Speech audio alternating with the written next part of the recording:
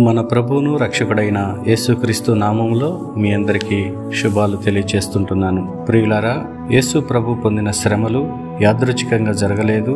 ఆయన పొందే ప్రతి శ్రమ స్పష్టంగా లేఖనాల్లో ప్రస్తావించబడింది. పాత నిబంధన గ్రంథములో ఆయన శిలువ యాగంలో ఏమేమి నెరవేరుతాయనే విషయాలన్నీ కూడా స్పష్టంగా ప్రస్తావించబడ్డాయి. ఆయన గురించి ప్రస్తావించిన ప్రతి లేఖనాన్ని ఆయన ఒక్కొక్కటిగా నెరవేరుస్తూ శిలువలో తన ప్రాణాన్ని అర్పించాడు. అందులో భాగంగా ఈరోజు ఆయన మానవాళి కొరకు ప్రాయశ్చిత్తం జరిగిస్తాడని, అనేకుల పాపాలు భరిస్తాడని ప్రవచనం ఎలా నెరవేరిందో మనం ధ్యానం చేద్దాం. మత్తయి సువార్త 26వ అధ్యాయము 26 నుండి 28 వచనాల్లో ప్రభు తన శిష్యులతో ఈ విధంగా ప్రస్తావించాడు. వారు భోజనం చేయుచుండగా యేసు ఒక రొట్టె పట్టుకొని దానిని ఆశీర్వదించి విరిచి తన శిష్యులకిచ్చి, మీరు తీసుకొని తినుడి, ఇది నా శరీరమని చెప్పెను.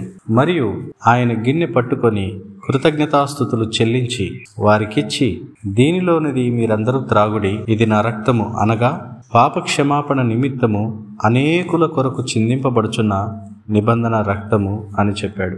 ఈ వచనాల్లో అనేకుల కొరకు తన రక్తము చిందించబడుతుంది, మనుషులందరి నిమిత్తము ఆయన రక్తం చిందించబడుతుంది అనే విషయాన్ని మనం గ్రహించాలి. అనేకుల కొరకు అంటే it includes all mankind, మానవులందరి కొరకు కూడా ఆయన రక్తాన్ని చిందించాడు అని అర్థం. ఇలా మానవుల స్థానములో ఆయన మరణిస్తాడని ఎక్కడైనా ప్రవచనము ప్రస్తావించబడిందా అని మనం ఆలోచన చేస్తే, యెషయా గ్రంథము 53వ అధ్యాయం 12వ వచనంలో ఈ విధంగా రాయబడింది. అనేకుల పాపమును భరించుచు తిరుగుబాటు చేసిన వారిని గురించి విజ్ఞాపనము చేసిను అని చదువుతున్నాం. అనేకుల పాపములు భరిస్తూ, చూడండి, ఆయన అందరి కోసము మరణించాడని, అందరి పాపమును ఆయన భరించాడని మనం అర్థం చేసుకుంటున్నాం. పాపములు భరించడం అంటే ఆయన ప్రజల పాప పరిహారార్థమై సిలువలో వ్రేలాడాలి, మానవుల పాపాన్ని తాను మొయ్యాలి. ఇది దేవుని విమోచన సంకల్పంలో భాగమై ఉంది. బాప్తిస్మిచ్చి యోహాను కూడా యేసుక్రీస్తు గురించి సాక్ష్యమిస్తూ యోహాను సువార్త 1వ అధ్యాయం 29వ వచనంలో ఈ విధంగా అన్నాడు, ఇదిగో లోక పాపములు మోసుకొని పోవు దేవుని గొర్రెపిల్ల అని యేసుక్రీస్తును చూపిస్తూ చెప్పాడు. నిజముగా యేసుక్రీస్తు లోక పాపములన్నీ కూడా మోసాడు. మనుషులందరి పాపములను ఆయన భుజానికి ఎత్తుకున్నాడు. దేవుడు పాపి స్థానములో యాగ పశువులాగా క్రీస్తు అనే గొర్రెపిల్లను మన కోసం అనుగ్రహించాడు. తన మరణం ద్వారా యేసు మనలో ఉన్న అపరాధ భావాన్ని, పాపపు శక్తిని నిర్మూలించి దేవుని చేరే మార్గాన్ని ఈ లోకంలో ఏర్పాటు చేశాడు. మనం పాపం చేసి దేవునితో గల మన సంబంధాన్ని నాశనం చేసుకుని శిక్షార్హులమయ్యాము. కనుక మనకు పాపక్షమాపణ అవసరం. దేవునితో కోల్పోయిన ఈ సంబంధము పూర్వస్థితికి తెచ్చేందుకు యేసుక్రీస్తు మన పాపములు శిలువపై భరించాడు. యేసు శిలువపై మరణించడం ద్వారా మన పాప శిక్షను భరించి, పాప క్రయధనమును చెల్లించి, మన కొరకు పాప క్షమాపణను సిద్ధపరిచి దేవునితో మనం కోల్పోయిన సంబంధాన్ని తిరిగి పునరుద్ధరించాడు.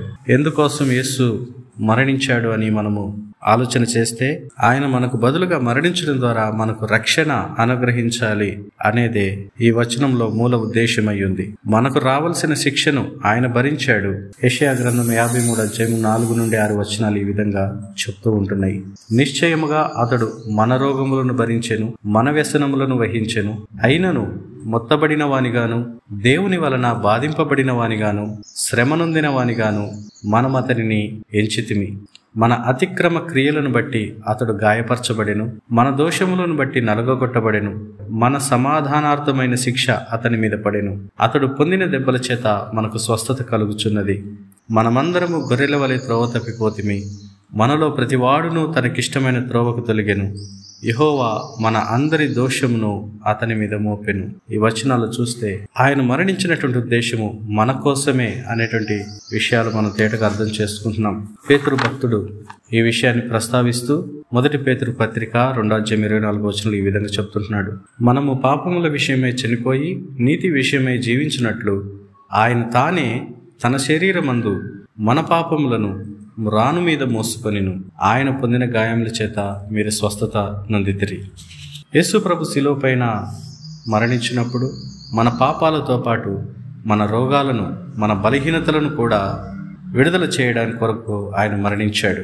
మెస్సయ్యగా వచ్చినటువంటి యేసుక్రీస్తు ఈ శిక్షను మన కోసం పొందాడు. కాబట్టి ఇప్పుడు మనము పాపరోగాన్ని తీసివేయమని, అలాగే శారీరక రోగాలు, దుఃఖాలు తీసివేయమని కూడా ఆయనను ప్రార్థించవచ్చు. మన పాపాలను శిలువపైన మోసినట్లే ఆయన మన రోగాలను దుఃఖాలను కూడా తనపై వేసుకుని మోసాడు. మనం చేసిన పాపాన్ని బట్టి దేవుని ఎదుట మనం అపరాధులుగా నిలిచాం కాబట్టి మనలను నిర్దోషులుగా చేయుటకు ఆయన శిలువనెక్కాడు. మన పాపాలు తీసివేసుకోవడానికి మన రక్తం సరిపోదు.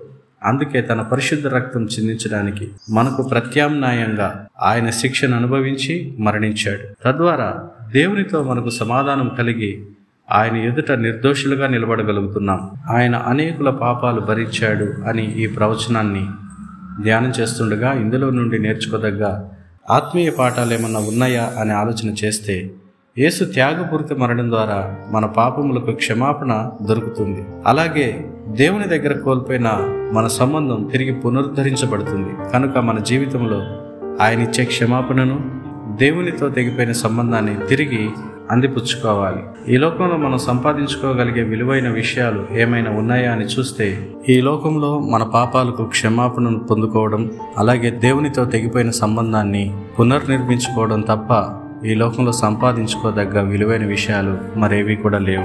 యేసుక్రీస్తు శిలువ మరణం ద్వారా మనం దేవుని దగ్గరికి న్యాయబద్ధంగా తిరిగి రాగలుగుతున్నాం. ఆయన ఎదుట నీతియుక్తంగా జీవించగలుగుతున్నాము. ఆయన కృపను మన జీవితాల్లో పొందుకోవడానికి శిలువ మరణం ద్వారా మనకు ద్వారం తెరవబడింది. కాబట్టి దేవునితో కలిసి ప్రయాణం చేయడానికి, మన ఆత్మీయ బంధాన్ని, అన్యోన్య సహవాసాన్ని నిర్మించుకోవడానికి మనం ముందుకు కొనసాగుదుముగాక. అట్టి కృప దేవుడు మనందరికీ అనుగ్రహించి నడిపించాలని ప్రార్థిస్తున్నాను. దేవుడు మిమ్మల్ని అందరినీ దీవించునుగాక. ఆమెన్.